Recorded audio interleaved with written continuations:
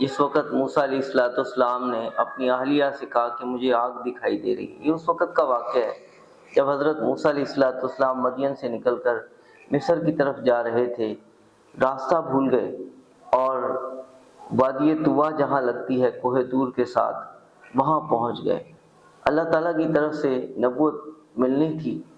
اس میں بہت بڑی ایک نشانی ہے کہ دیکھیں جب اللہ تعالیٰ کسی کو کسی نعمت سے نوازنا چاہتے ہیں تو کس طرح اس کی سوچ اور ارادے سے اسے ہٹا کر اللہ رب العزت اس نعمت کی طرف کھینچ کے لے جاتے ہیں۔ حضرت موسیٰ علیہ السلام کے ساتھ ایسا ہی ہوا، کیسے اللہ تعالیٰ نے نوازا ہے، اور پھر وہاں پر آگ لینے گئے تھے، اللہ تعالیٰ نے نبوت عطا فرما دی۔ ہمیں چاہیے کہ ہم اللہ رب العزت کو راضی کریں۔ ہم جن جن مقاصد کو، جن منازل کو سوچ رہے ہوتے ہیں، بعض اوقات اللہ رب العزت ہمیں وہاں سے بھی آگے لے کے جانا چاہتے ہیں، لیکن وہ یہ چاہتے ہیں کہ میرا بندہ مجھے راضی کرے۔ ہم اللہ رب العزت کو اگر راضی کر لیں گے، اللہ تعالیٰ کو منا لیں گے، تو یہ منزلیں اور یہ مقاصد ہمیں خود بخود ملیں گے۔